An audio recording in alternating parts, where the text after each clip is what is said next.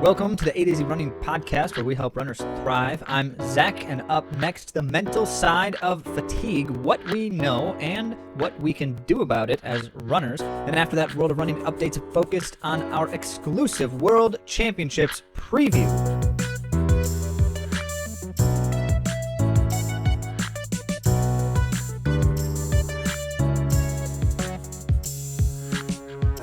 As you can hear, or not, Zach is solo today. Andy is not with us in this moment recording, but that's okay. She'll be back soon, and I know you'll all be greatly relieved when she is, so you don't have to hear just Zach talking at you solo for so long. Well, as it happens, you can hear even less of us talking at you, at least about our own ideas, and even more of your ideas by sharing comments and questions, and especially going to AtoZrunning.com/question to then share any thoughts and questions you have about the running stuff and related things, so that you can then certainly receive a response. We'll send you some thoughts in response, but also we'll feature questions at the end of the month, as we do every month, and those are the best moments on the AtoZrunning podcast. And so share your questions at AtoZrunning.com/question. Ask them anytime. Ask as many as you'd like, and about anything insofar as it relates to running and some connection therein, and we'll respond. And it's wonderful. Oh, by the way, you who are people on social media, if you're a person on social media, you should send Andy a note. Since she's not here, I get to do this to her. It's her birthday on August 17th. So depending on when you're listening to this, you should go onto those social places, because those are places where people say things like happy birthday, and do that to Andy. And then when she hears me saying this, when she listens to this, she'll say, why did you say that? But it's too late, because it's already on air. All right, go do that on August 17th, and that'll be a fun and very kind thing for her, and good reciprocity, as she does fun and kind things for lots of other people. Well, that being all I have to say at the moment, there's a lot of interesting and fascinating things to share with you around the topic of fatigue and its associations with running and performance. So let's go ahead and get right to it.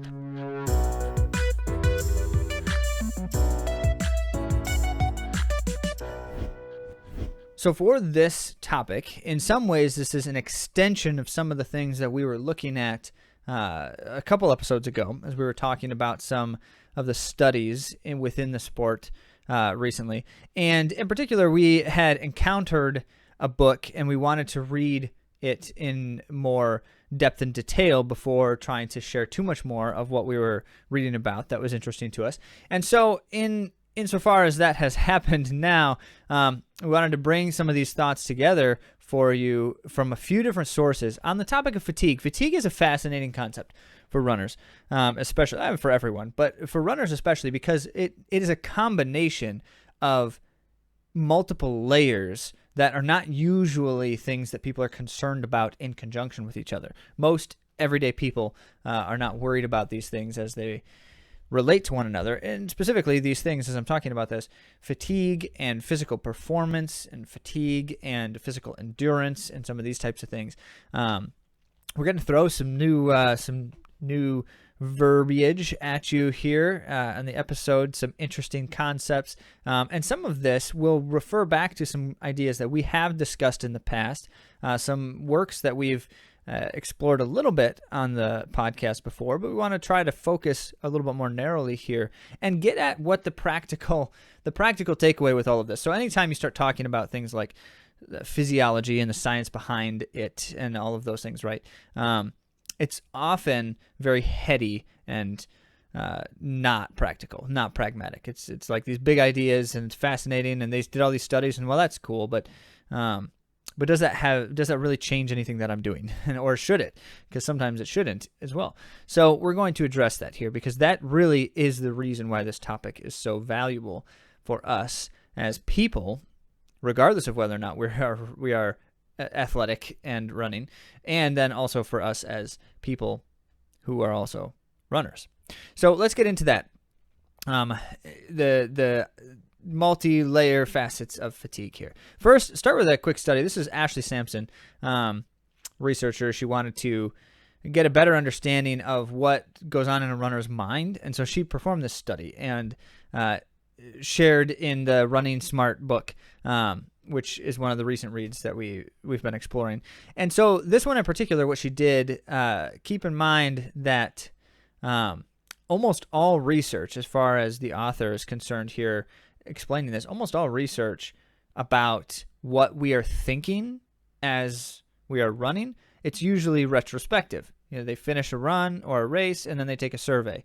And while that can be valuable information, first of all, perception surveys are almost always the worst possible type of actual academic research.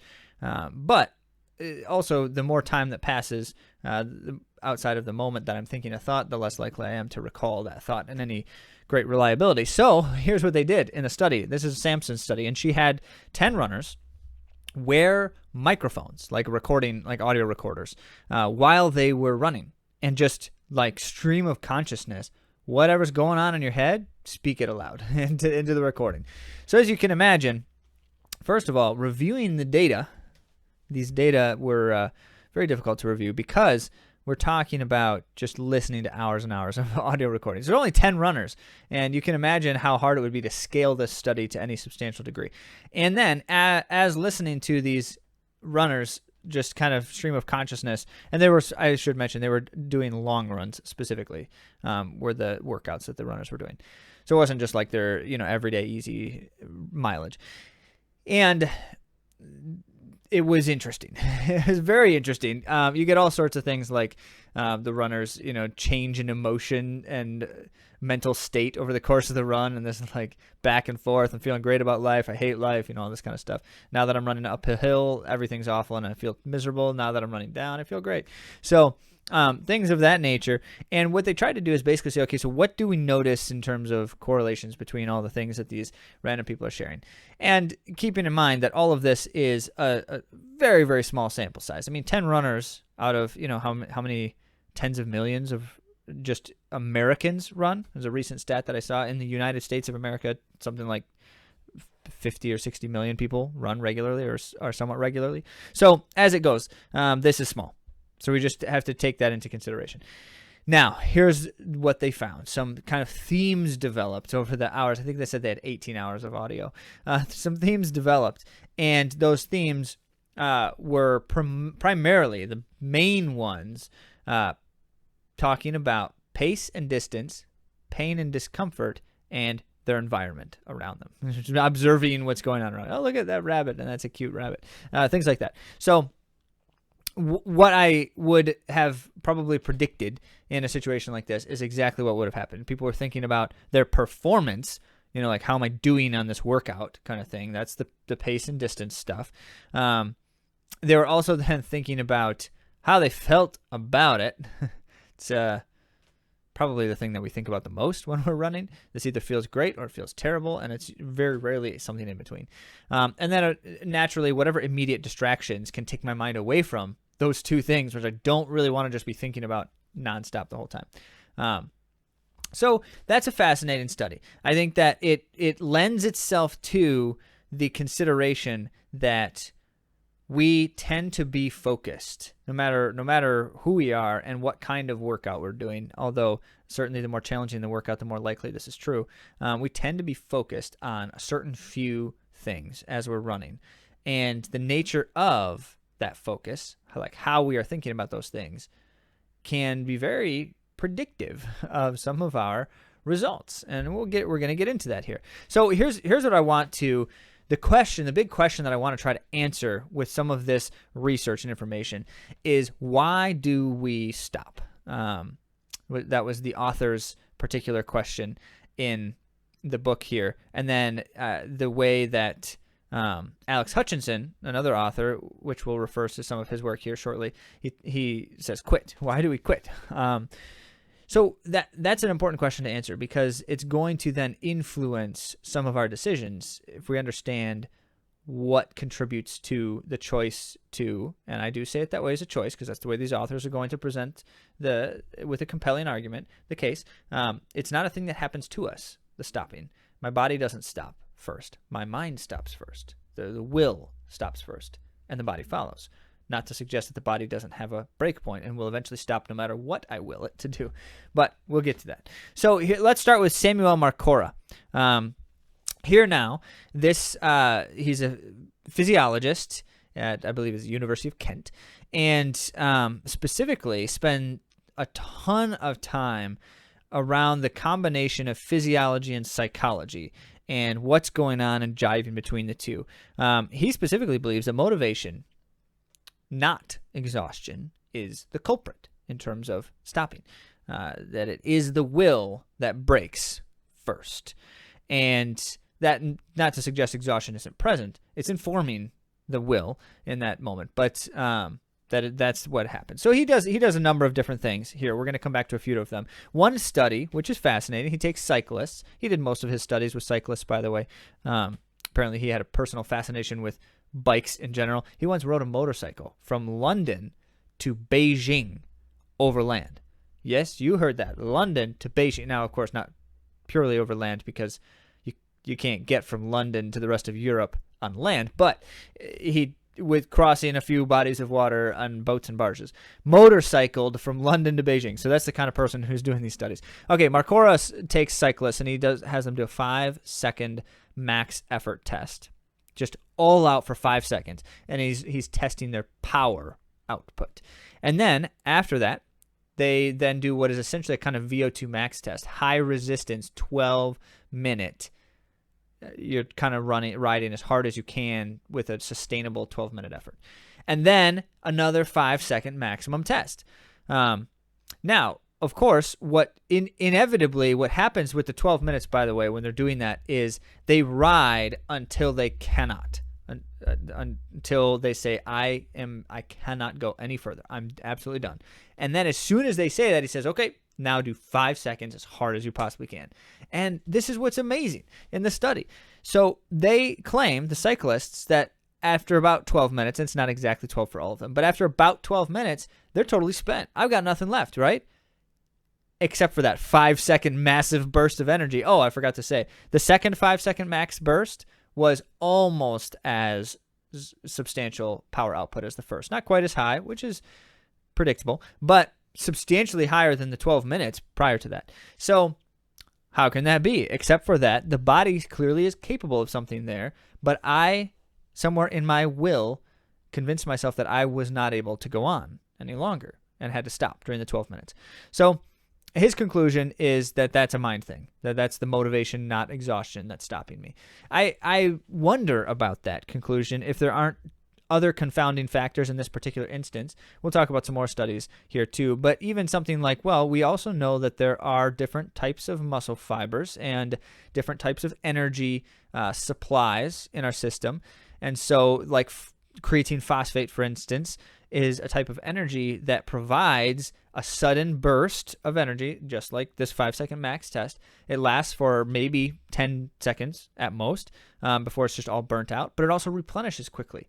And so that's something that maybe, there's the potential that there was an energy supply available to me for a max burst for 5 seconds that wasn't available to me previously. That's a question to consider. Not something they were particularly examining here, but there's more layers involved. So what ends up being the case is this idea of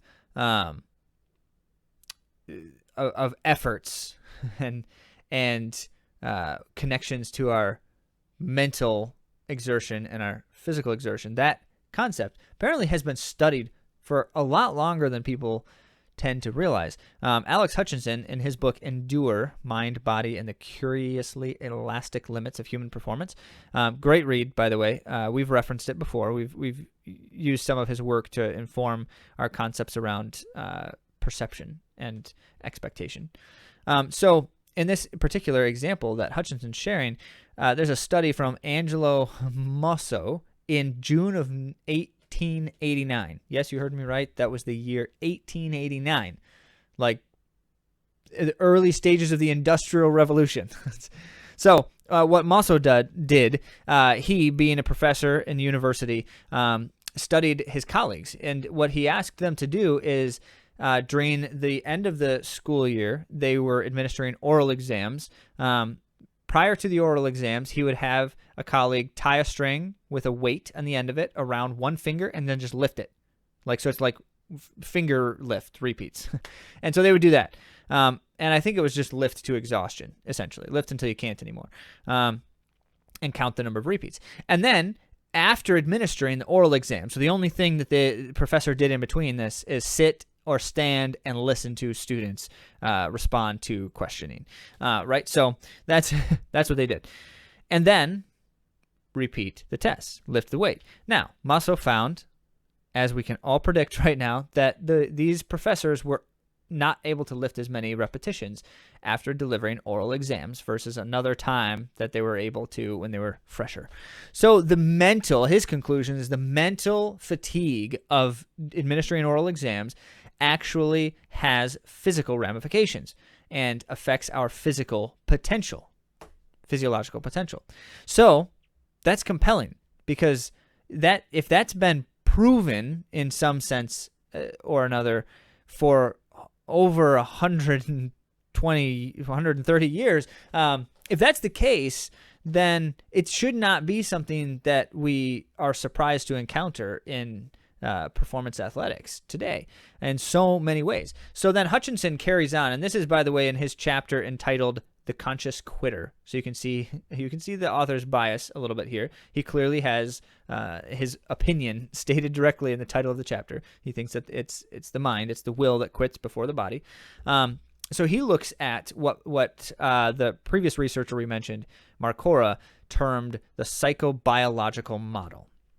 And that is the sense of when muscle fatigue occurs, my sense of effort changes. Marcora called it perceived exertion, which I kind of like that phrase a little bit better because the exertional component insinuates action. Like exertion is something I'm choosing to do, where effort is a little bit more nuanced than that. But whatever the case may be, muscle fatigue is followed by a sense of effort or perception of exertion, and then as a result of that perception, I choose to stop.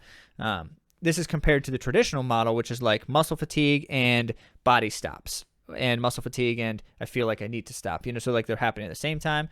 These guys suggest, no, you're actually seeing how you're observing your own effort, and you're observing that in the context of the fatigue you're feeling and deciding that's enough. That's all I can handle, or something. This is further illustrated in so many ways. And so I want to share, I was just giving you a study from 134 years ago. How about something from 2019, 4 years ago? In this particular study published in the European Journal of Sports Science, they actually provide for us some more clear definitions of the concept. So a definition, which I feel like is a good one for mental fatigue, is a psychobiological state caused by prolonged periods of demanding cognitive activity. And then further, demanding activity that is shown to negatively influence physical performance. So they're making the connection there for us. But mental fatigue is this idea of prolonged demanding cognitive activity, which may or may not be connected to physical activity. We'll come back to that. But they further acknowledge that while that is a definition that they're using in operation, apparently the term and the concept is not commonly defined amongst many of these works. And so you find a lot of different ways people are looking at it. And that's important because you can read one study that says it's about mental fatigue, but they're defining mental fatigue as a very different thing than perhaps this one. So the consequences of this idea of prolonged demanding cognitive activity. Analysis revealed, quoting from the study, perceived associations between mental fatigue and changes in behavior, including disengagement, decreased motivation, enthusiasm, increased displays of emotion and withdrawal, changes in concentration, decreased discipline, and attention to detail as well. So that's disheartening. That's the idea that if I'm experiencing this mental fatigue, the insinuation here is that prolonged demanding cognitive activity is likely to produce in me demotivation, decreased engagement, experiences, emotional experiences. So the emotional shift can be more extreme as a result, as well as poorer concentration, discipline, and even things like a reduced attention to detail. I just restated the same thing they did. Sorry. So in principle, that is bad.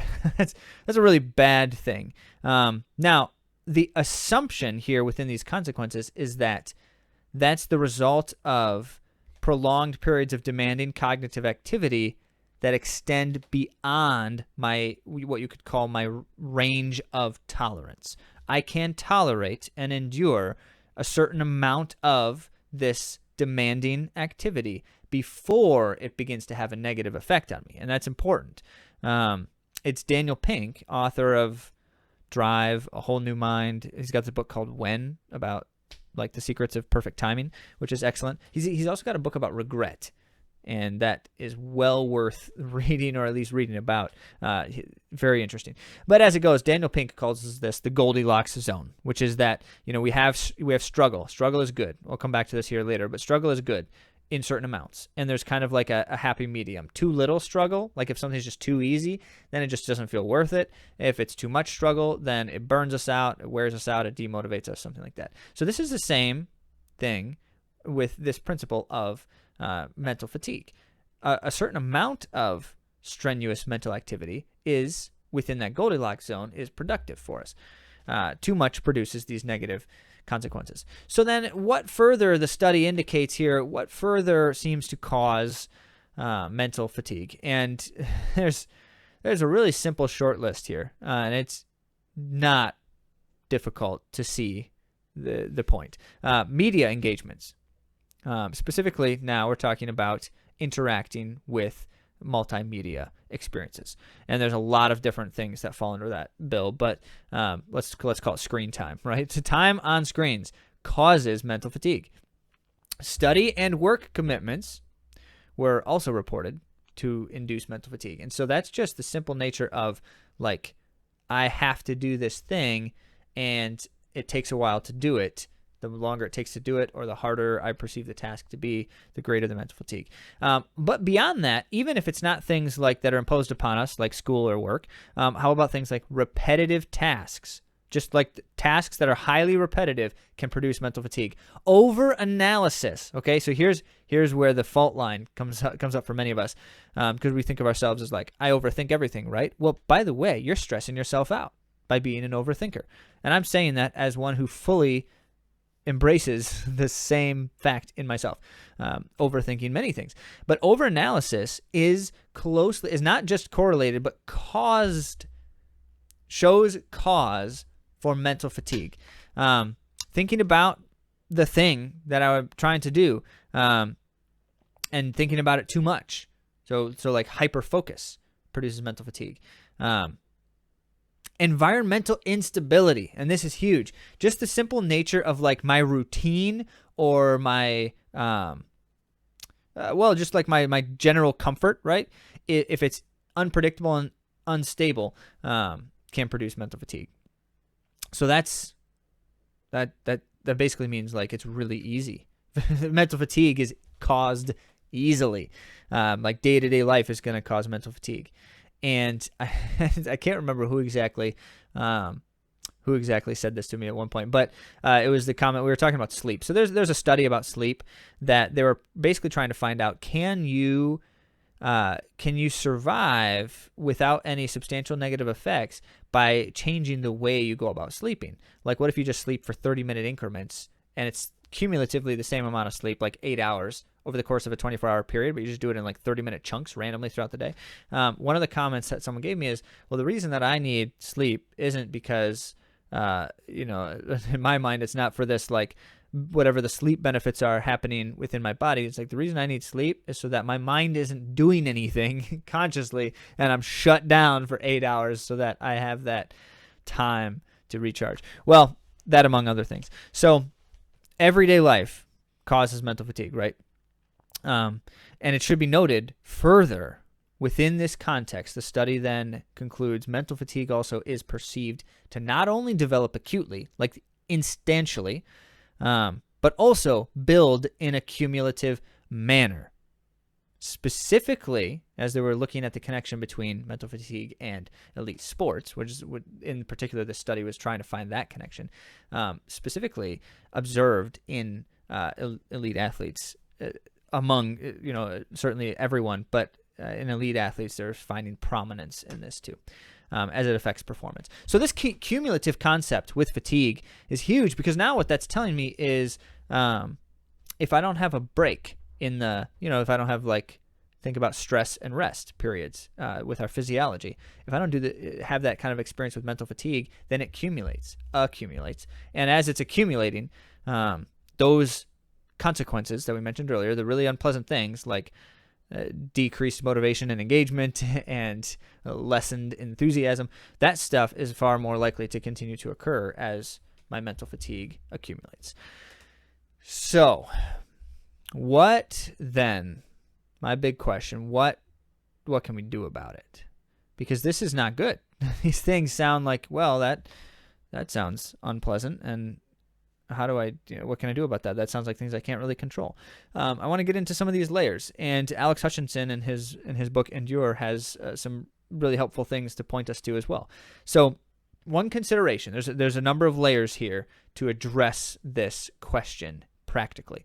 One of them is the idea of diverting our mind and our focus, or potentially in like doing something to change the way I'm thinking, right?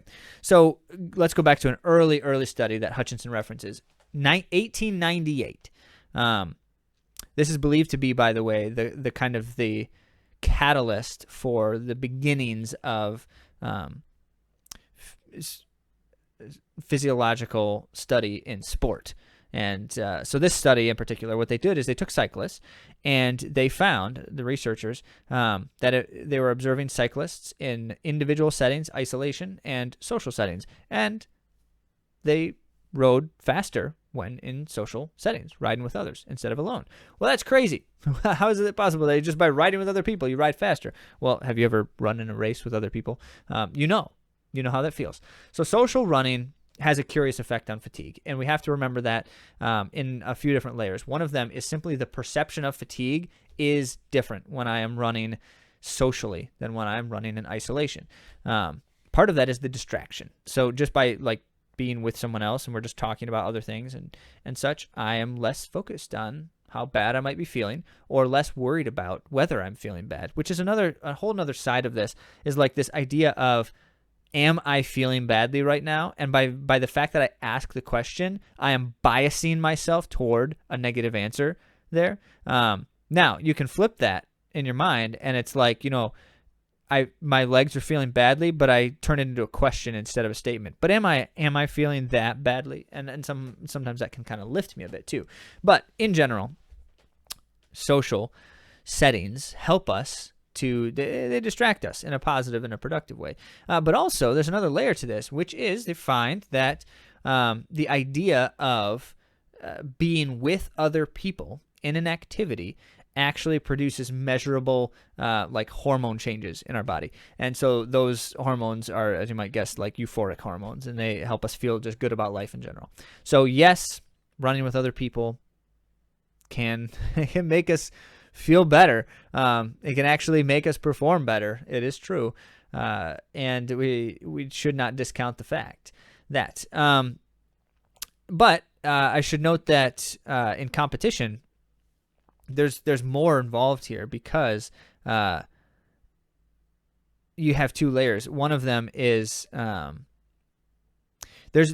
can almost see this moment when a runner kind of quits. Think about if you're watching an elite level race on the track, because you can then see all the runners as the cameras are following them in high definition. And you see as the pack starts to kind of spread out a bit, when a runner clearly is starts to become dejected and starts to kind of slow down, lose contact is the phrase they always use. They lose contact with the pack in front of them, or the runner in front of them. And immediately the gap starts to increase. And in almost every situation, now the savvy tactician might be doing this on purpose, who's in front, but in almost every situation, the person ahead is not accelerating. The person behind is decelerating. And so the assumption there is they must not be able to continue. That must be it. They're spent. They have nothing left. Well, Hutchinson would claim in many of these situations, as would some of the researchers referenced here, that chances are those runners could continue, but they are choosing not to. And that's a really accusatory thing to state. That's a very judgmental thing to assert here, not knowing, you can't just say to a person, well, you could have gone faster, but you just chose not to. What a nice guy, right?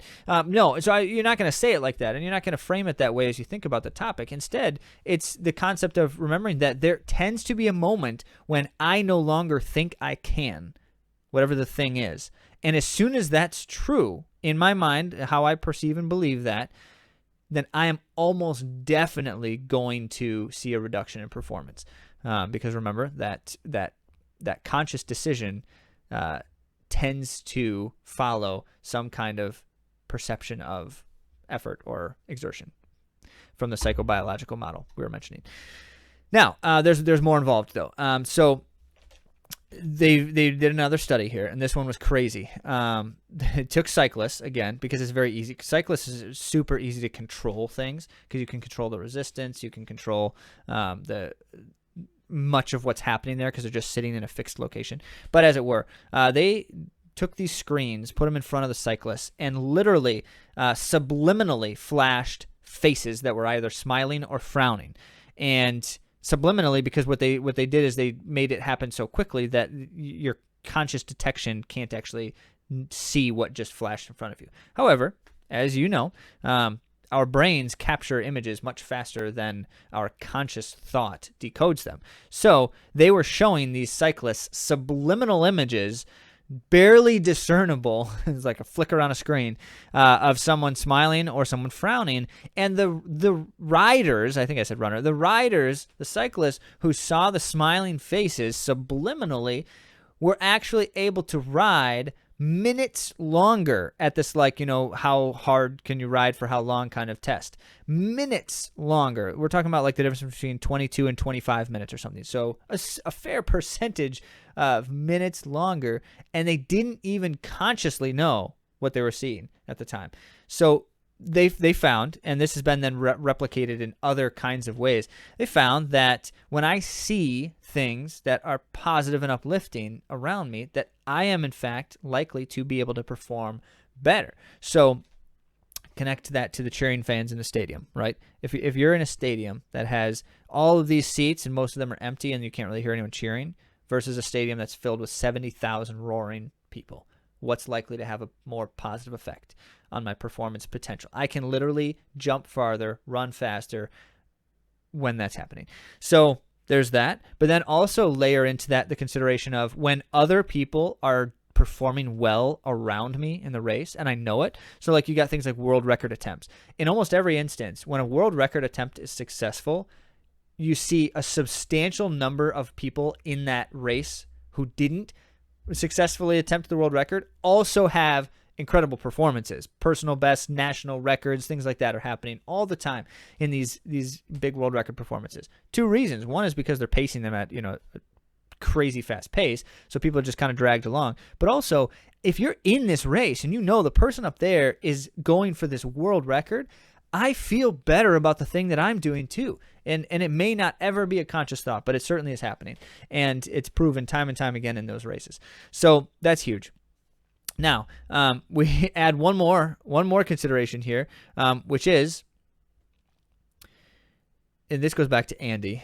Andy has a strategy, right? She has said many times, again, I'm saying this without her on the show. She really should be here when I'm saying these things. But this is a nice thing. I'm not saying a bad thing about Andy because I don't do that. But Andy likes to say when she's feeling badly in a race that she tries to force herself to smile to help herself feel better.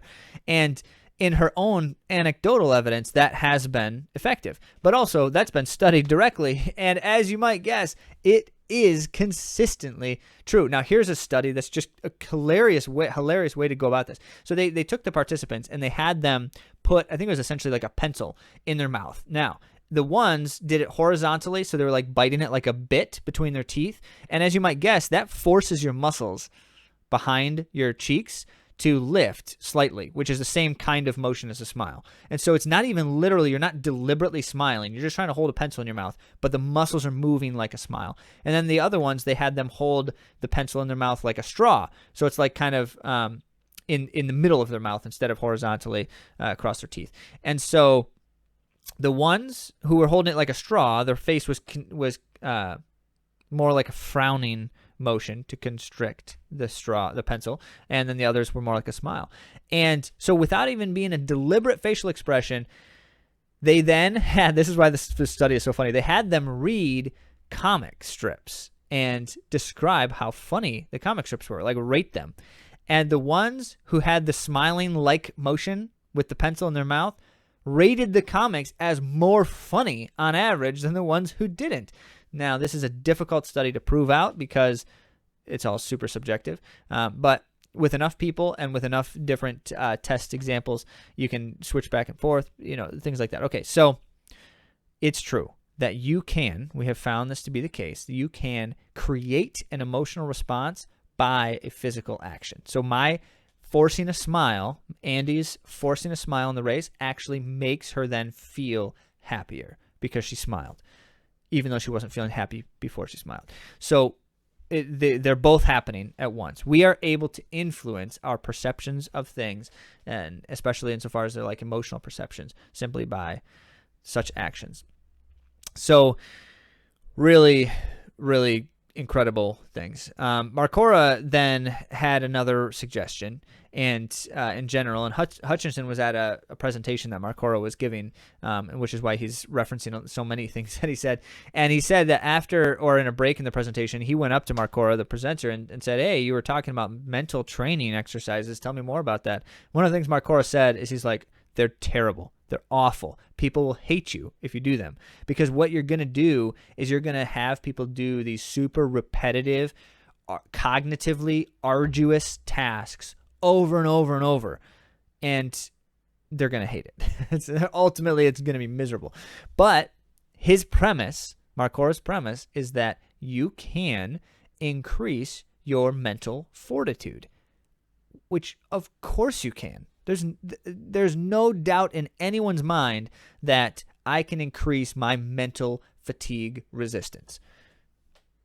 But how to do it in such a way that's effective and that produces the desired results, I think leads us to the most important moment in any of these conversations, which is, what's the big takeaway? What does this actually mean for the things I'm doing in a practical way? And I have to say that for me, as I read through all of this and as I was trying to kind of prepare the thoughts in a way that made sense to share them with you, there's one thing that stands out to me more than anything else, and that is, it just so happens to be the case that most of us live in a society and culture that is very averse to struggle.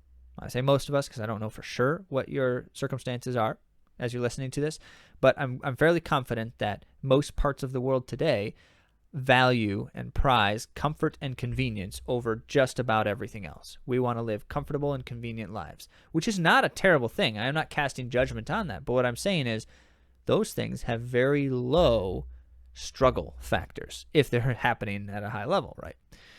And remember the Goldilocks zone from Daniel Pink. There's this area we want to be in, not every moment of every day, but certainly much of the time, this area where there's some struggle, and it's enough struggle that it's pushing me, stretching me, making me a little uncomfortable, but not so much struggle that it's paralyzing or overwhelming me. And so we have to find opportunity to engage with the struggle, especially the struggle that presents mental demand on us. I'm not just talking about going out and lifting heavy things to make my body stronger.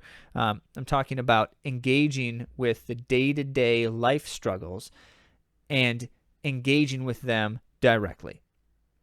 And in so doing, understanding that is training, but that is also training myself to endure more effectively. And so as I say that, the challenging moments in our day that relate to training are a great opportunity to kind of a soft entrance into some of these things. For example, I don't want to run on the treadmill for my long run, but that's my only option, and it's going to be miserable. Maybe I'll cut it short, right? Well, if I'm cutting it short because I need to for like health purposes, because there's some risk or concern there, great. I'm not going to argue with you there. But if I'm cutting it short because it's like, the treadmill's just super boring, well, that was an opportunity for me to better train myself in this mental fatigue. So the treadmill. How about when it's super hot outside, it's super cold outside, it's rainy outside, it's unpleasant conditions, right? And I just don't really want to run in that. Opportunity for me to train my mental fatigue. So the examples abound. The one that always comes up for me is I just finished a long day of work. I should have run before work, but I didn't want to because I wanted to get more sleep, or I didn't have enough time because I had to be in early. And now it's the end of the day, and a 90-minute run just really sounds not great right now. Like instead I could take a nap or something, or just eat dinner earlier and get to bed earlier. However, there's my opportunity, because insofar as we understand that the most likely limiting factor for us to extend our performance potential in a moment is our will to drive further, I need to work on that. I shouldn't assume that that's going to be available to me simply because of what I'm doing in my day-to-day training. I should work on that, and I should work on it in the moments that present themselves as opportunities to work on that most.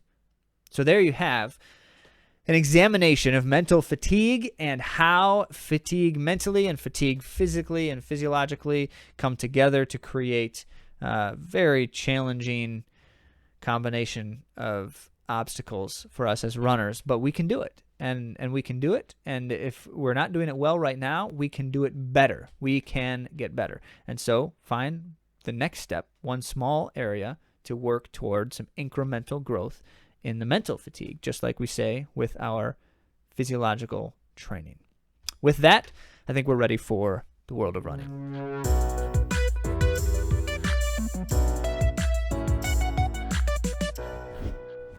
Okay, let's get started with some updates from the crew, the A to Z runners out there who are doing the things. CJ, mad shout out to a second overall performance in the Zealand Zoom 5K, as well as a big personal best. Always exciting. It's not a common thing to take chunks of time off of a 5K, but that time he did, and congrats, CJ. Laura ran 2 races in one event. She ran at the Crystal Run the Lake event, the 3-mile race and the 5-mile race, and finished first overall in the 3-mile. Woot! And a big time improvement in both events, such that from those events, she's done them previously in previous years. Mary ran the Cheeseburger 5K and finished second female overall. Well done, Mary. And at the moment that I'm saying this, and I don't know exactly when you're listening to this, but at the moment I'm saying this, Chad is about 3 days into the Bigfoot 200, which is approximately 200-mile race, and he's about 3 days in, somewhere in the 175-mile range. Again, it kind of just depends on where exactly you're listening to this, but as I'm recording it, about 175 miles in, he's still going. So good luck, Chad. We're wishing you the best and well right now, and we hope that you're on your feet and you're still enduring. Now, we have essentially one topic here to address, and I just kind of have 2 layers of it. The World Championships begins on August 19, and that will be held in Budapest. And what we're talking about there is now all of those qualifications from all the different nations. We've been talking about, a country can send 3 athletes per event if they qualify. There's sometimes a 4th wild card. If you were the previous World Championships winner in that event, or the Diamond League circuit winner in the previous year, or there's a couple other things. And so we've basically got 3 or 4 athletes from each country representing in the different events, trying to take the best of the best and put them against each other for a full-on head-to-head or however many there are, and see how it goes. So now, as the World Championships is, it's like a 9-day event. We're going to have enough space and time between things so that you get a lot of runners doing multiple events who can qualify and such, and lots of opportunity for interesting competition and experiences. I want to share with you two things here. First, I've got the preview that everyone should hear, where we're going to talk about the key events for distance runners and who you need to know about and what you should anticipate. I'm not going to tell you how the races are going to go because, you know, who can do that? But I will give you some of my predictions, and I will give you some of my impressions based on what we know. And we'll see if any of it proves to be true or if I'm just way totally off the mark.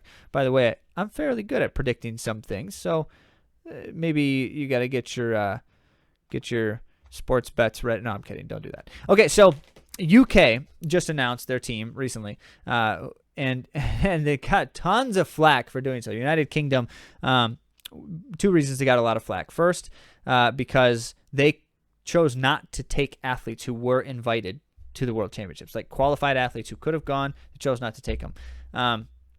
And additional flack because UK basically says, well, our goal when we send a team to the World Athletics is to send people who have the potential to medal in the event. And it's like, well, okay, so in every event, there's like a minimum of 28 or 30 people in the event. Depends on the event, you know, how many people are in it. But most events are substantially more than that. And you're telling me that of 28 or 30 people, of course, only 3 of them are going to medal, that if a Brit isn't a pretty confident medal opportunity, that they don't even deserve to go to the World Athletics, like that's crazy. That's crazy. And yet that's the way the United Kingdom apparently approached it, so that you had up to and including multiple top 20 ranked athletes in the world, top 20 ranked in the world, and they didn't take them. They didn't put them on their roster because they weren't like, what, top 8? I mean, it's just crazy, mind-boggling to me that it's like we're going to take that opportunity away from these young athletes. Everyone's like, it must be cost. They don't have any money in the budget for UK athletics, and so they're just hiding behind some other excuse, but really they just can't afford it. And I find that hard to believe. Maybe that's true if it was like, we're talking about 50 athletes, but we're talking about like 20 at most. Yeah. No, I don't believe that. Anyway, that's what happened, and a lot of people were talking about it. That's unpleasant. Australia, however, has confidently boasting that they, and as well they ought to, that they're sending one of their strongest lineups in the history of the country for World Athletics Championships, and they've got 67 athletes competing. I didn't mention UK has 55 competing when they could have a fair number more than that. Australia is sending 67 athletes, and many of them like returning. You've got some returning champions, you get some returning medalists. Rather, you've got some of the best in Australian history, and tons of national record holders, and so they're excited. That's going to be cool. Hungary, also being the host nation, is excited to announce that they are hosting with Hungarian representation. That is some of their most substantial. They said it's their biggest team ever by the numbers. 63 Hungarian athletes will be representing in the World Athletics Championships. Okay, so that's just kind of a quick reference to a few of the, what's happening in these different teams. But now also, World Athletics has released the stats book on all of it. So you see the entry lists, you see the history of the events, and it's just like 200, 300 pages of running data. And I love it. These things are so much fun for me. Mining data is one of my favorite pastimes. So as I'm going through this, what I want to do here is just by the key events for distance runners, give you the what's what and who's who. And if you have a chance to watch the championships, this will give you some fuel for what to watch and what is exciting when it's happening. And just makes it more interesting. And we always say that it's better. We'll enjoy a thing more when we are more informed about it, when we know more about it. And so enjoy watching World Athletics because you're getting the best preview out there on World Athletics Championships, at least for distance running. By the way, I was going to share like how to watch it. I was looking all of that up to prepare for you. but it got so stinking complex that I don't know exactly how to say it, except for that you have to have like 12 subscriptions to 17 different services before you're going to be able to actually watch all these things. If you have a Peacock subscription, that's likely going to be the best route to go, because most of it's going to be there, both in terms of live, and they have the replays, which is good because the coverage is at random times, and it's, some of it's like live coverage while it's happening, some of it's like recap coverage that they feature in prime time. I don't know how to answer it, but it's a mess. So Peacock's a good way to start if you're looking for a way to watch this. All right, men's 800. Let's start there. Highly uncertain this year. The men's 800 has been dominated by a couple particular athletes in the last few years. Emmanuel Korir from Kenya is the returning defending world champion as well as Olympic champion, and yet he has looked kind of terrible this year.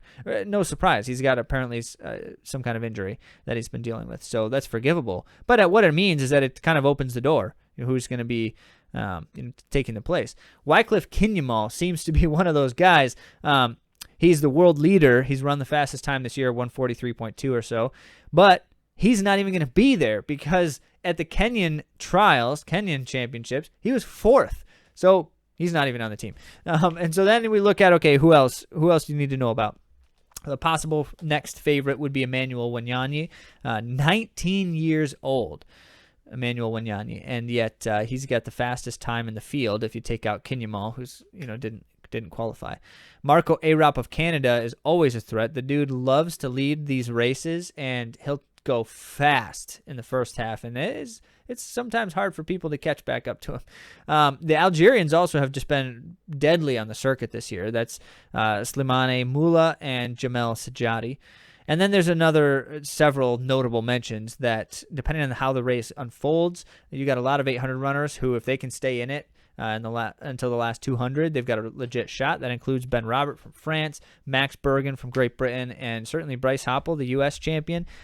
He's a savvy racer. He needs he needs a race that's not too crazy fast, so he can be in it in the right times, but he can put himself out there. How about the women's 800? We've got certainly world leader Keely Hodgkinson kind of sitting atop the performance list, looking like a good favorite, except that aside from her season opener when she ran the world leading time, she has not looked that exceptional.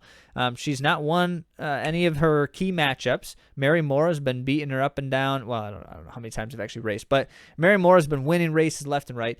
And even though Moore has not run quite as fast as Hodgkinson this year, I find it likely that if it were coming down to just the two of them, that Mora has a better chance of beating Hodgkinson right now. And she has shown that over the years. However, the big question mark remains American Athing Mo, the returning defending champ and Olympic champ, world and Olympic champion, the American record holder. Is she? I'm forgetting which record she has. Yes. So she's certainly the race favorite if she's healthy coming into it, except that her coach basically said like a week ago, yeah, she might race, she might not. Who knows? Like, it's in 2 weeks, right? You need to know an answer to that question. Is she running? And I still don't know the answer. I'm sure that there is an answer to that. I haven't been able to find it. Whatever it may be, if Athing Mo's not there, then I am leaning toward Mary Mora for the win in this race. I think it highly unlikely anyone else wins right now based on her momentum. So there's your prediction. I don't make too many predictions confidently. That's one I'm pretty confident. If Athing Mo is not in the race, Mary Mora wins it. If Athing Mo is in the race, I've got no idea what happens there because I don't really know if she's able to put it out there right now and win that kind of a race. Okay, so don't forget about a couple other notables. Raven Rogers from the United States wins medals at the world level. She knows how to do it. She doesn't win the race most of the time, but she might be able to. She's always close. Jamaica's Natoya Gould-Toppin is also always a deep threat in the 800, and Uganda's Halima Nakai has been there in the past and has looked strong this season, both of them. How about the men's 1,500 meters? This is one of my favorite events. I love the miles. Men's and women's 1,500 is like the happy meeting of super fast people who are also kind of distance runners. And if Jakob Ingebrigtsen doesn't win, I think it's going to be shocking to the world. He is the shoo-in. because he's been undefeated on the circuit this year, and he's run incredibly aggressive races and just like performs every time. He's broken a world record in the 2 mile. He's the guy to beat right now, and he's looked better than he's ever looked. And when he's not looked this good, he's been impossible to beat. So how does anyone beat him? Well, let's just talk about where that leaves the rest of us then. So USA's Yared Nuguse is the exciting choice right now for a medal because he's been having a great season. He's been running American records, which is huge, but also he's been competing at a very high level, including a Diamond League victory on the circuit and a second and a third place as well. So he's finishing up there against all these guys. Look at the names who are in the list. He's racing all those guys. The only one he hasn't beat, essentially, on this list is Jakob Ingebrigtsen. So I like that choice for a medal. I don't know what color that medal is, but I like that choice for a medal. Spain's Mokatier is also certainly a safe bet for a pretty high up finish. He's gotten it done in the past. He's been racing well on the circuit this year, and so we're just going to have to see how it goes. He did get out-kicked in his own national championships, but that doesn't necessarily mean a concern for the World Championships, which is weeks later. Kenya's Timothy Cheruiyot and Abel Kipsang are both certainly strong in the 1500 this season, and Timothy Cheruiyot's got plenty of experience winning global medals, and so it's just a question of how the race puts together and how those guys can get it done. Norway's Narve Nordas has been just nothing but improving this season. He is coached, by the way, by Jakob Ingebrigtsen's dad, who does not coach Ingebrigtsen anymore. There's a whole bunch of stuff there that I don't actually know the full extent of it, having researched some of it. But Nordas is he's kind of one of the other Norwegian stars out there, just having like a season of his life right now. Yeah, he could be a question. But then we have to remember Great Britain's deep triple threat. Josh Kerr, Neil Gorley, and Elliot Giles have all run 329 to 330 this season, and these guys have kicks that are just crazy. That London 1500 was just so cool to watch on their home soil type of thing, and it was good. And then I have to say my sleeper pick. I have a sleeper pick for the men's 1500, and it is Netherlands' Niels Laros, who's like 16, 17 years old. He's 17, I think. The young guy, Laros. And here's the contingency. It has to be a kicker's race. If it's like fast from the beginning, he's got no chance. If it's a kicker's race, this dude might be deadly. Like, he's got real potential. He kicked a 51-second last lap in the Euro U20 championships recently. So he's a real threat too. All right, there's my prediction though. You heard it. I don't think Ingebrigtsen leaves the race to a late race this year. I think he's going to run the same race that he's been racing Diamond League all season, and he's going to win because no one can do that except him right now. Women's 1500, Faith Kipyegon. Is that it? That's the whole preview of the women's 1500. Faith Kipyegon, moving on. So we've been talking about Kipyegon because, she's had the season of dream seasons of all dream seasons. She's run 3 world records this season, 1,500 mile, 5,000. She has not lost to anyone, not even close in almost every instance. Not always, but almost every instance. And so as it goes, it's kind of her race to lose, in that sense, where I really honestly could say that I do not think that any other woman in that field believes she can win that race. I don't think so. I think they're just all thinking that Faith Kipyegon's a guaranteed victory. Maybe they're not. I could be proven wrong, and I don't want to ever cast shade on, there's other people who can win that race, but only if Faith Kipyegon's not running that level of caliber, because she can just outrun everyone at the moment. So that said, there's serious talent in this field. This is a crazy 1,500 meter field, including the next 3 fastest performance times behind Kipyegon are the Ethiopians Hirut Mashesha, Berke Hailam, and Diribe Welteji. And all 3 of them have run 2 seconds faster than the next person. So, how's anyone going to beat the 3 of them? Of course, they're not necessarily going to do that in these championship races, but because there's the team component going on here, if they can all make it to the finals, Who knows what's going to happen?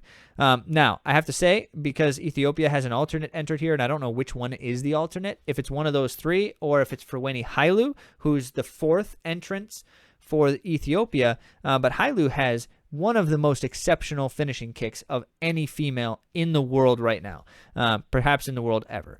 And so if Faith Kipyegon's breaking these world records with these insane final lap kicks, Frweni Hailu, if she could stay with her for the first few laps, could outkick her in the end. It would be possible with how she has been finishing races. So we'll see. I don't know if she's actually going to be in the field or not. Note that Sifan Hassan is entered in the 1,500, 5,000, and 10,000. I do not know which one she's running yet. I haven't seen anything on that, but I highly doubt she's doing the 1,500. If she is, I don't think she medals. I don't think she has that right now. These other women are just top of the class and top of their game.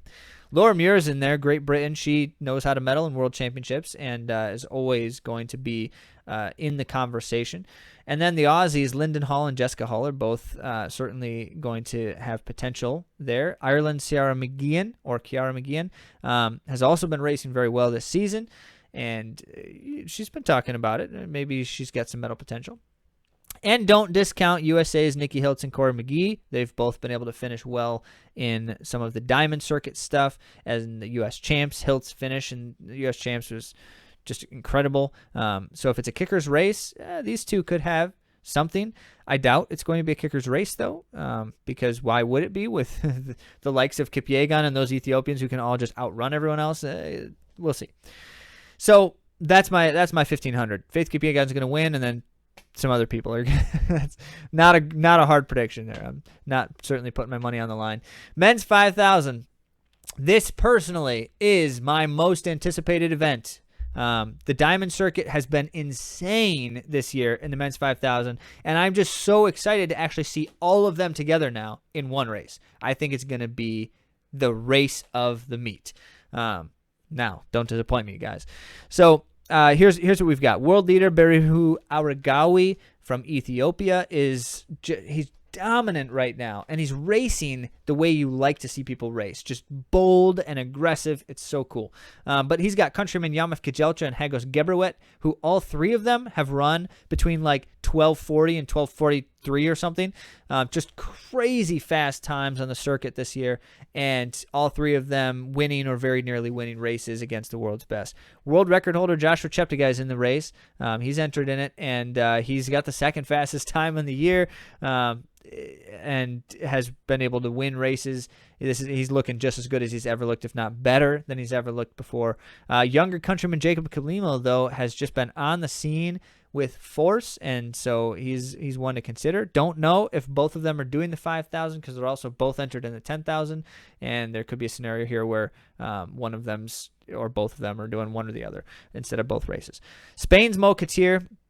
He's doing the double with the 1,500. That's a tricky double. 1,500's first, and then 5,000. So we'll see if he comes off the 1,500 and he's not fresh. That might change how his 5,000 goes, or whether he even does it at all. And then Kenya's Jacob Kropp has been impressive on the scene as well this year. So don't forget about that. Defending champ Jakob Ingebrigtsen is in the race, and if he comes back, we'll see how things go. But if he comes back in the 5,000, the reality is, he can win the 5,000 the same way he wins other races. He can do things that other people just simply can't do. But these guys on the Diamond Circuit this year have been crazy, lighting it up. And so if they're at that caliber against Ingebrigtsen at his best, I can't say that he's got a confident win there. We'll see. We'll see. Beyond that, I mean, it's hard to say that anyone can crack that top group. All of those guys have run 12:46 or faster this year, with the exception of Ingebrigtsen, but, he set the world record in the 2 miles, so I'm not really concerned about it. So everyone else is like 6 seconds or more behind that. There's a gap. Those guys are likely to be the guys who will break away at some point. Now, it also does depend on how the race goes with this one, because all of those times were run in kind of like a time trial format. They've got pacers, wave lights. They're all just running as a pack together in single file for the majority of the race. If it's a more scrappy race, that's slower kickers race, different things happen. I have to say that it would be a terrible idea for some of those fast guys to let it be that type of race. And so my best guess is we've got a chance here to see one of those fabled Ethiopian team tactics that we've seen in the past in World Athletics and World Championships and Olympics. So if all of the Ethiopians, as mentioned, are in the final together, they may work together and do kind of like a lead trade-off and keep the pressure on the pace and try to just break people off one at a time. Not a bad way to go. Remember our conversation about mental fatigue earlier. If you are with a team and you feel like we're doing this thing together, you have an advantage over someone who is not. That is just undeniable. How about the women's 5,000? Women's 5,000, Kip Yegon is finally doing the double. She hasn't done this before, as far as I'm aware, and it's got everyone excited. Except Ethiopia's top runners might be a little more nervous. Letesenbet Gide, world record holder in the event, and prior to Kipyegon breaking it, and Gudaf Sige, who's the defending world champion. Both of them are excellent at winning races. They can win races from multiple different kinds of race types, and they can certainly win against the world's best. But Kipyegon's unbeaten right now this season, and not just unbeaten, but breaking all the records. And so then it becomes a question of how does this race go? Because it doesn't necessarily favor Kipyegon to be like a breakneck speed fast race. She has outrun everyone else, but she barely beat Gide in that world record. Barely beat her. So I don't think Kipyegon wants to make it that type of race. She's also going to have a 1,500 already in her legs by this time. Now I say that, but there's a good chance Gide and Sige both may have a 10,000 under their legs also, because they're doubling the 10,000, which is also before the 5,000. Talk about that in a minute. Well, I have to say that I think that this is a more fragile scenario in general, who might win it, because then you've also got Kenya's Beatrice Chebet, who's just been having a monster season, crushing the circuit. Looks like she's got serious momentum, and it's always hard to break when someone's really on the roll. Sifan Hassan has also entered here, as I mentioned earlier, and I do think she's likely to do the 5,000. And so if she does, she just ran her personal best. She's coming off the marathon right in the spring, and yet she's running the fastest 5,000 that she's ever run, 14:13. So this is kind of the, all right, you can't count her out. You cannot count her out by any means. Also, I should note, Ethiopia's got 4 women in the event because they have the defending champion, and all 4 of those women have run under 14:20 this season, assuming that those are the 4 that they actually send. Again, not knowing with alternates who's actually running yet. Ejgayehu Taye is one, and then Medina Aisa is the other, to round out with Gide and Sige, who are both Ethiopian. And I just have to ask the question, can USA's Alicia Munson do the unthinkable? And what I mean by that is the last time an American female has medaled in the 5,000 in the World Championships was in 1983, which is also the only other time, and that was Mary Decker-Slaney when she won the World Championships. Aside from that, in the last 40 years, no American has medaled in the women's 5,000. Alicia Munson's run 14:19, U.S. record. She's been in the mix with these women, the world's best, but she has not shown that she is capable of beating them. And she's got to beat enough of them to get top 3 if she's going to medal. So we'll see. Hold out hope. Cheer loudly if you're a Monson fan, and that could be exciting. In the last 20 years, by the way, Kenya or Ethiopia has claimed all but 3 of the 30 available medals in the women's 5,000. So really what it comes down to is, can anyone outside of Kenya or Ethiopia break into the medal stand? Because the odds are stacked against them. And in a field like this, with the talent that's up front, it's going to be a great race. All right, men's 10,000. We're getting down to it now. Men's 10,000 is a much less certain event than some others, mostly because we just don't run 10,000s that much anymore in the world on the track. And as a result, we don't have a clear picture of who's really ready for a 10,000 of this caliber. We know that Berihu Aregawi, who's doubling from the 5,000, he could be, certainly strong. He's won the Ethiopian championships or Ethiopian trials. Olympic champ Salomon Barega, from Ethiopia. He certainly has been as an Olympic champion, has been the guy to beat. He doesn't look as good this season, but that doesn't necessarily mean he's not ready to go by World Championships time. Have to give a nod of confidence toward USA's Woody Kincaid because he's got that devastating kick, last lap. He's got that last lap that's just incredible. And, it's got to be the right kind of race for him to leverage that because Woody's got this terrible habit of losing contact in the last few laps and then getting too far behind that when he does this monster kick, unleashes the Kraken, and he's too far behind and he can't catch enough people. So Woody, just stay in the race. It's easy enough to say. Others on the double include Cheptegei. I mentioned Uganda's duo, Cheptegei and Kiplimo. Cheptegei is the two-time defending world champion in the 10,000. The guy is hard to beat in this event. So, really what it comes down to is I would tell you right now I'm confident that we're going to see a medal stand that is 2 Ethiopians or 2 Ugandans and 1 Ethiopian or 1 Ugandan. So we're going to get a couple of one and one of the other is my likeliest guess. And what's the exact mix? I don't know. We'll see. Women's 10,000, like the 5,000, Ethiopia is running 4 because they have the defending champion, Letezembek Gide, and all 4 Ethiopian women have run under 30 minutes this season, which is insane. The depth is incredible. Now, I should mention that 3 of those 4 are entered in the 5,000 as well. That's Gide, Sige, and Taye are all doubled 5,000, 10,000. I don't know for sure that all 3 of them are going to do it. There's alternates entered as well, and the alternates are just as fast as everybody else. But what it amounts to is don't know what's going to happen there yet for sure. The start lists are not out yet, but when I do know, I'll be very curious to see if that informs what's going to happen here. So aside from the Ethiopians, who else is in the 10,000? Well, Sifan Hassan is there, and we know that she's in great form. She's likely doing the double with the 5,000, but the 10,000 is first. She'll be fresh. I think that could be a real threat.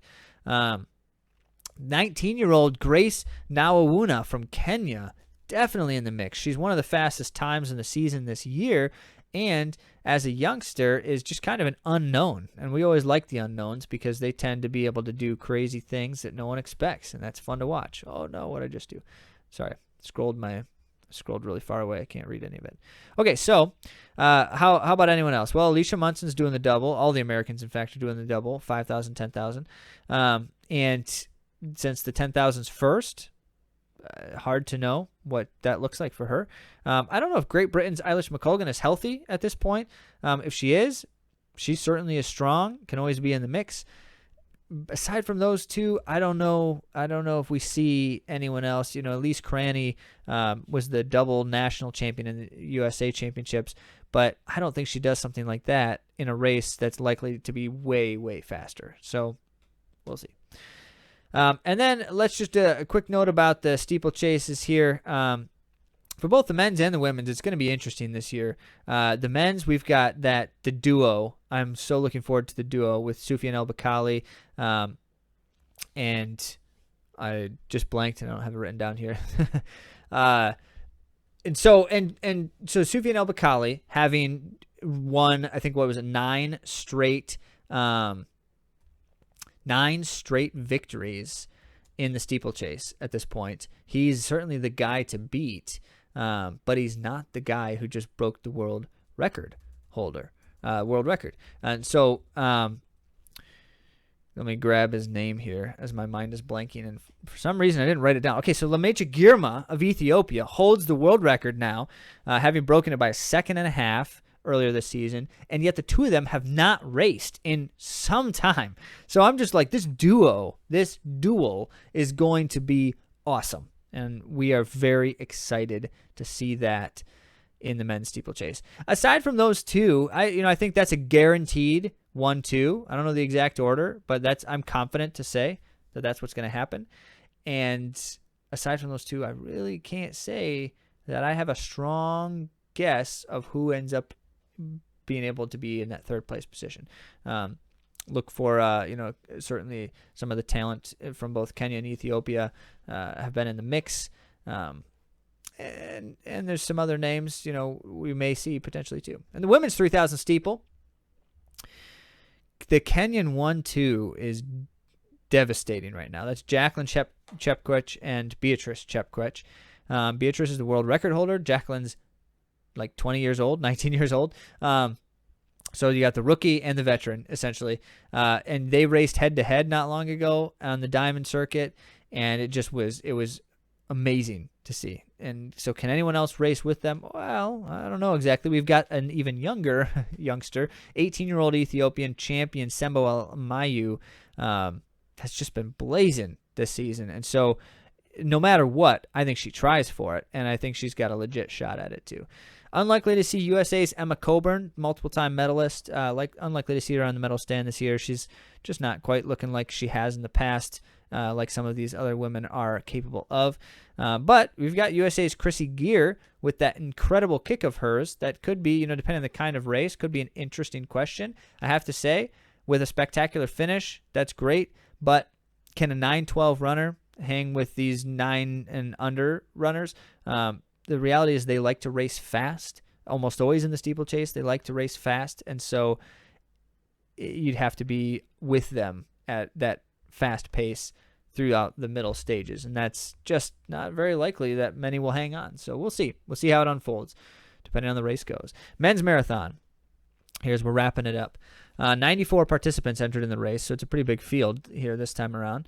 And the only thing that I have to say is that anyone who tries to predict the results of the World Championships Marathon is just setting themselves up for failure and feeling badly when I'm wrong. So I'm not going to do that, but I will say some interesting things here. Defending champ Tamarat Tola, who's a multiple-time World Championships medalist from Ethiopia. He's back again. Could be interesting. And Ethiopia and Kenya boast the top 6 entry times, which is not surprising because there's also a number of athletes who don't have an entry time because they haven't necessarily raced a marathon within this season window. And since the marathon qualification is a world ranking thing, as well as some discretion within the individual nations, you've got some flexibility there. And so you've got a lot of runners who don't have an actual entry time but are very fast and capable of racing with these guys. Definitely keep your eyes out for the Japanese and Ugandan marathoners. They are going to be in the mix for sure. Women's marathon then, we've got a little bit smaller field, 83 women in the race. Historically, the world champs victories are incredibly unpredictable for the women, but there's like a couple few people who they get like a couple years, 3 or 4 years, and it's like, it's going to be one of them again, it's going to be one of them, and then suddenly it's not. Someone else, and it's usually like, I had no idea that person was going to do that. So let's just at least note who some of these experienced medalists are in the field. Not many here in the field who are returning medalists, but there are some. Goditam Ghebreselassie, certainly as the defending champion, is back from Ethiopia. Lona Salpeter from Israel won bronze in 2022, and she's been able to finish well consistently in world-class marathons. Rose Chelimo from Bahrain, there was the 2017 champion, 2019 silver medalist, and so if healthy and in a good place right now, which appears to be, of course, someone that we should consider. And then, there's others who are good at winning like majors marathons and world-class marathons, but aren't necessarily medalists in previously. That includes Rosemary Wanjiru from Kenya, who's a little bit more new to the marathon scene, but she's got a 2:16 PR that's just definitely dangerous. And Sihai Gemachu from Ethiopia, as well as Yelam Zerf Yahwala from Ethiopia, both excellent on the racing scene, just can't point to world championships accolades as confident boosters right now. I'm curious if USA's Kira D'Amato can join the ranks. So Amy Craig and Marianne Dickerson are the only Americans who have medaled in the women's marathon. Amy Craig, not so long ago, a couple years back, and then Marianne Dickerson was in 1983, which is the first time they held the World Athletics Championships. It wasn't called that, but the World Championships. So aside from Dickerson and Craig, that's it. No other Americans medaled in the women's marathon. So Kira, D'Amato's got the 2:19 PR. She just ran the American record in the half like a month ago. So she's looking strong, and she's shown her ability to commit to a race, to put herself in position. we'll see if it pays off. I hope it can. I know that she could be capable of it, and I would love to see it happen. All right. Well, that amounts to a lot of interesting preview action for the World Championships. Again, starts on August 19. We're going to be watching it. We'll fill you in on the first half next time you hear from us, and then we'll wrap it all up after that. It's going to be awesome. It's going to be exciting, and it's just, we love the sport, and we love to see how the best of the best perform in the sport. And I think it's one of those things that I may never actually do anything like what they're doing. Like, I may never even run on a track at all, and yet this is like the people who drive our sport forward into the unknown, right? And so I love being able to see that, and it's fun to know a little bit about it when I'm watching it. So there you have it. Now with that, certainly need to make sure that if you've got questions on your mind, if you've got thoughts or ideas to share, do that. Share it with us. And the easiest way to do that is just go to AtoZrunning.com/question. And you can ask anything you want right there, and we'll share some thoughts, put it on the podcast down the end of the month, and feature your thoughts there as well. All right. Thanks for joining us, and we will talk to you again next week.